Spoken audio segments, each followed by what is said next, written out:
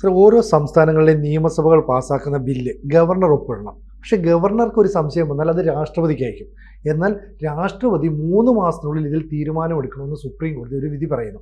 എന്നാൽ ആ സുപ്രീം കോടതിയുടെ വിശാല ബെഞ്ച് ഇപ്പോൾ പറയണം അത് പറ്റില്ല, അങ്ങനെ വേണ്ട എന്ന് പറഞ്ഞാൽ രാഷ്ട്രപതിയുടെ മുകളിലേക്ക് സുപ്രീം കോടതി മൂക്കുകയറിടാൻ വരണ്ട എന്നല്ലേ അർത്ഥം? മൂക്കുകയറിടുന്നില്ല.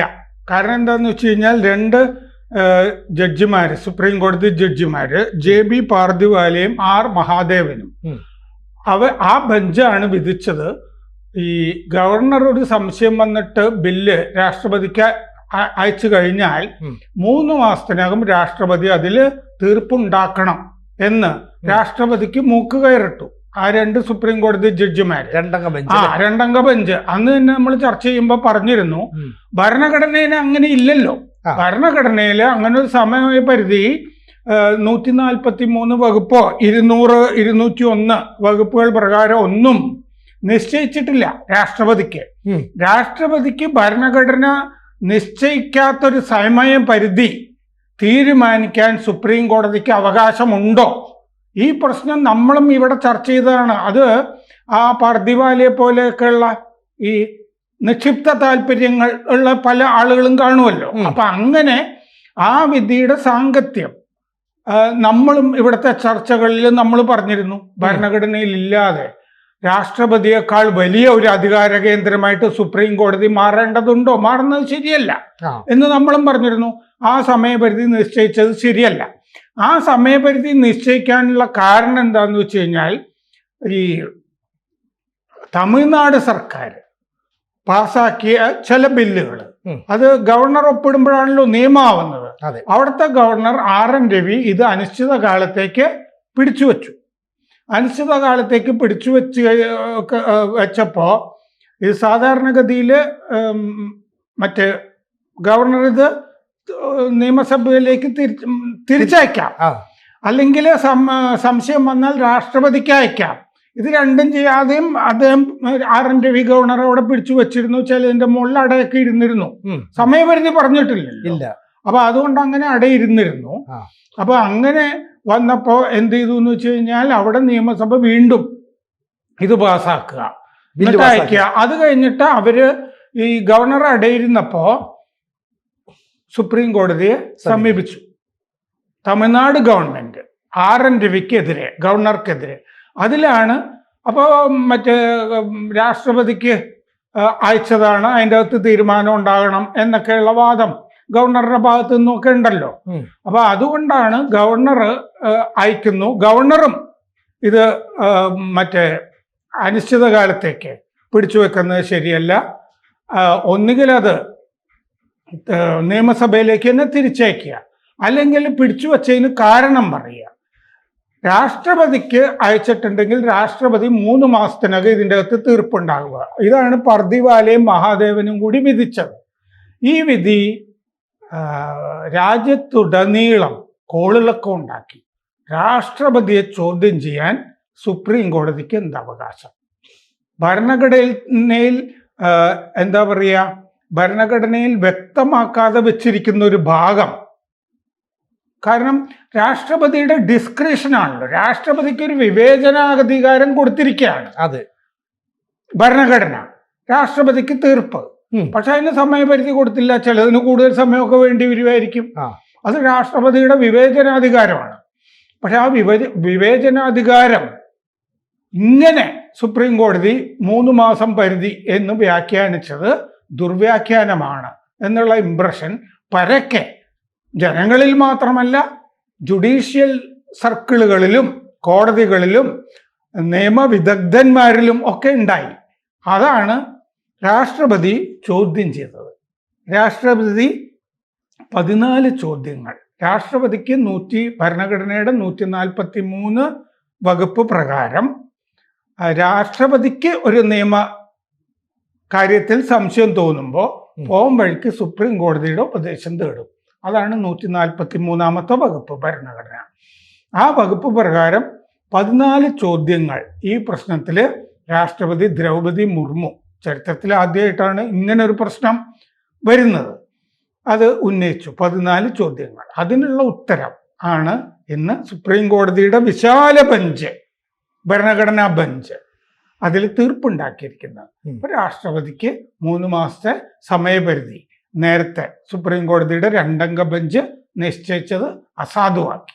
അപ്പോൾ ഭരണഘടനാ പ്രകാരം രാഷ്ട്രപതിയുടെ മേലിൽ അങ്ങനെ സുപ്രീം കോടതിക്ക് ഒരു ഇടപെടൽ നടത്താൻ പറ്റില്ല. എന്നിട്ടുമാണ് ആ 2 അംഗ ബെഞ്ച് അത്തരം ഒരു വിധി പുറപ്പെടുവിച്ചത് അല്ലേ? അങ്ങനെ ചെയ്തത്. അപ്പൊ ഇന്നത്തെ വിധിയിൽ സുപ്രീം കോടതി അത് മാത്രമല്ല പറഞ്ഞത്, രാഷ്ട്രപതിക്ക് ഭരണഘടനയുടെ 201 വകുപ്പ് പ്രകാരം സമയപരിധി നിശ്ചയിക്കാൻ സുപ്രീം കോടതിക്ക് അവകാശമില്ല. 1. 2. 143 വകുപ്പ് പ്രകാരം എല്ലാ കാര്യത്തിലും സുപ്രീം കോടതിയുടെ നിർദ്ദേശം തേടി രാഷ്ട്രപതി, എല്ലാ പ്രശ്നത്തിലും സുപ്രീം കോടതിയുടെ ഉപദേശം തേടി രാഷ്ട്രപതി സുപ്രീം കോടതിയെ സമീപിക്കേണ്ടതുമില്ല. കാരണം ആർട്ടിക്കിൾ 201 പ്രകാരം ഗവർണർമാര് ഇങ്ങനെ അയച്ചുകൊണ്ടിരിക്കും.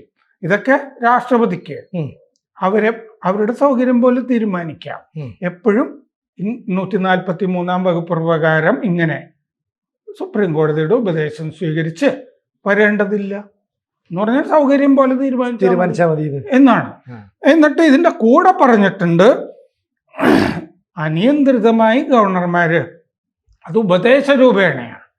ഉപദേശ രൂപേണ എന്ന് പറഞ്ഞാൽ ഒരു നിയന്ത്രിത നിർദ്ദേശം എന്ന് പറയാം. സുപ്രീം കോടതിയുടെ ഗവർണർമാര് മന്ത്രിസഭയുടെ ഉപദേശപ്രകാരമാണ് പ്രവർത്തിക്കുന്നത്. അത് ഭരണഘടനയിൽ പറഞ്ഞിട്ടുണ്ടല്ലോ. അത് സുപ്രീം കോടതി ആവർത്തിച്ചു. അതുകൊണ്ട് ഇത് അനിശ്ചിത കാലത്തേക്ക് പിടിച്ചു വെക്കുന്നത് ശരിയല്ല. ഇത് സംബന്ധിച്ച് ആശയവിനിമയം നടക്കണം. എന്തുകൊണ്ടാണ് വൈകുന്നതെന്നൊക്കെയുള്ള കമ്മ്യൂണിക്കേഷൻ ആശയവിനിമയം നടക്കണം. നിയമസഭയും ഗവർണറും സ്പീക്കറും തമ്മിൽ എന്ന് നമുക്ക് പറയാം. അതായത് വിവേചനം, അധികാരം, ഇതൊക്കെ എന്താണെന്ന് ഭരണഘടന കൃത്യമായി വ്യവച്ഛേദിച്ച് പറയുന്നുണ്ട്. ബില്ലുകൾ പിടിച്ചു വയ്ക്കുന്നതല്ല, നിയമസഭയിലേക്ക് തിരിച്ചയക്കുന്നില്ല എങ്കിൽ എന്തുകൊണ്ടാണ് ഇത് പിടിച്ചു വച്ചിരിക്കുന്നത് എന്ന് നിയമസഭയെ അറിയിക്കാം. ഇങ്ങനത്തെ ആശയവിനിമയമൊക്കെ ആകാം. ഇത് സുപ്രീം കോടതി ഒരു കർശന നിർദ്ദേശമല്ലല്ലോ. സുപ്രീം കോടതി ഒരു ഉപദേശ രൂപേണ പറയുന്നു എന്നേ ഉള്ളൂ. അപ്പൊ ബലത്തിൽ 2 അംഗ ബെഞ്ച് പാർദിവാലയുടെയും മഹാദേവന്റെയും ബെഞ്ച് ഗവർണറുടെ മുകളിലും രാഷ്ട്രപതിയുടെ മുകളിലും കൊണ്ടുവന്ന ഈ അനിയന്ത്രിതമായ ഒരു അവകാശ സ്ഥാപനം സുപ്രീം കോടതിയുടെ, അതെടുത്ത് സുപ്രീം കോടതി കളഞ്ഞു. പരിധിയില്ല, ഒന്നുമില്ല. അപ്പൊ പഴയ അവസ്ഥയിലേക്ക് തന്നെ പോകുന്നു എന്നർത്ഥം. അപ്പൊ ഇതിൻ്റെ അകത്ത് ഭരണഘടനയുടെ 200, 201 വകുപ്പുകളിൽ എന്തു പറയുന്നു എന്നുള്ളതായിരുന്നു വിഷയം. അപ്പോൾ ചീഫ് ജസ്റ്റിസ് RS ഗവായ്, ജസ്റ്റിസുമാരായ സൂര്യകാന്ത്, വിക്രംനാഥ്, നരസിംഗ, AS ചന്ദുർക്കർ ഇവരാണ് വാദം കേട്ടത്. ഇതായിരുന്നു വിശാല ബെഞ്ച്. സെപ്റ്റംബറിൽ വാദം കേട്ടിട്ട് ഇന്ന് വിധി പറയാനായിട്ട് മാറ്റുകയാണ് ചെയ്തത്. പർദിവാലയും മഹാദേവനും ഏപ്രിലാണ് വിധി പറഞ്ഞത്, ഈ പരിധി നിശ്ചയിച്ചത് 3 മാസത്തെ ഈ തമിഴ്നാട് ഗവൺമെന്റ് കാര്യത്തിൽ. 10 ബില്ലുകൾ ഗവർണർ RN രവി പിടിച്ചു വെച്ചതാണ് വിഷയമായത്. സുപ്രീം കോടതി വിധിച്ചല്ലോ ഇങ്ങനെ 3 മാസത്തെ പരിധി. അങ്ങനെ 3 മാസത്തിനകം രാഷ്ട്രപതി തീരുമാനിക്കുന്നെങ്കിൽ ഇത് സ്വാഭാവികമായി നിയമമാകും എന്നും സുപ്രീം കോടതി പറഞ്ഞിരുന്നു. അങ്ങനെ ആ വിധിയെ തുടർന്നിട്ട് ആ പിടിച്ചുവച്ച 10 ഉണ്ടല്ലോ, അത് തമിഴ്നാട്ടില് നിയമമായി. അങ്ങനെയാണെങ്കിൽ ഇപ്പോഴത്തെ സുപ്രീം കോടതിയുടെ വിധിയുടെ പശ്ചാത്തലത്തിൽ അതിലും പ്രശ്നം ഉണ്ടാകാൻ സാധ്യതയുണ്ട്. ആ 10 ബില്ലുകൾ ഗവർണർ രവി പിടിച്ചു വച്ചിരുന്നില്ലേ, അത് പിന്നീട് നിയമമാക്കിയില്ലേ. അത് ഇനി RN രവിക്ക് അത് റിവോക്ക് ചെയ്യാം എന്നാണ് എനിക്ക് തോന്നുന്നത്. കാരണം അത് ചർച്ചയിലേക്ക് വന്നില്ലല്ലോ. ആ ഭാഗം കൂടി ചർച്ച ചെയ്യേണ്ടതുണ്ട്. അന്ന് സുപ്രീം കോടതി പർദിവാലയും മഹാദേവനും ഈ സമയപരിധി 3 മാസം നിശ്ചയിച്ചല്ലോ. ആ 10 ബില്ലിന്റെ കാര്യത്തിൽ ആ സമയപരിധി തീർന്നിരുന്നല്ലോ. അപ്പൊ അതുകൊണ്ട് സ്വാഭാവികമായിട്ട് ആ 10 ബില്ലുകൾ അവിടെ നിയമമായി തമിഴ്നാട്ടിൽ. അത് ഇനി RN രവിക്ക് വീണ്ടും അത് ആർഗ്യൂ ചെയ്യാം, അത് പിൻവലിക്കാം, അത് നിയമമല്ല എന്ന് രവിക്ക് തീരുമാനിക്കാം, ഗവർണർക്ക്, പുതിയ വിധിയുടെ അടിസ്ഥാനത്തിൽ എന്നാണ് എനിക്ക് തോന്നുന്നത്.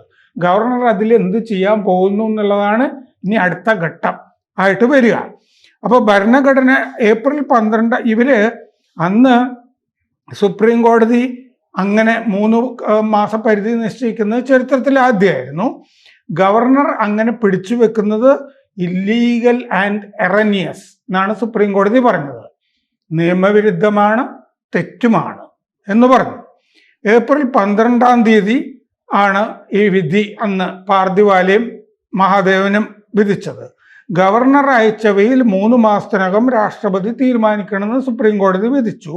രാഷ്ട്രപതിയുടെ അധികാരങ്ങൾ ഭരണഘടനയുടെ 201 വകുപ്പ് പ്രകാരം ജുഡീഷ്യൽ റിവ്യൂ ആകാം.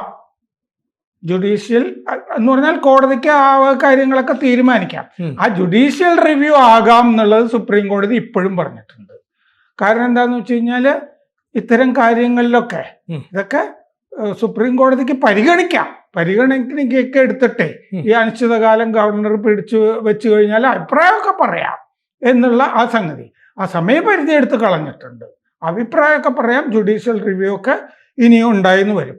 അത് മുമ്പും ഉണ്ടല്ലോ. അതെ, മുമ്പും പ്രധാനപ്പെട്ട ഭരണഘടനയുടെ അടിസ്ഥാന തത്വങ്ങളൊക്കെ വ്യാഖ്യാനിച്ചിട്ടുള്ള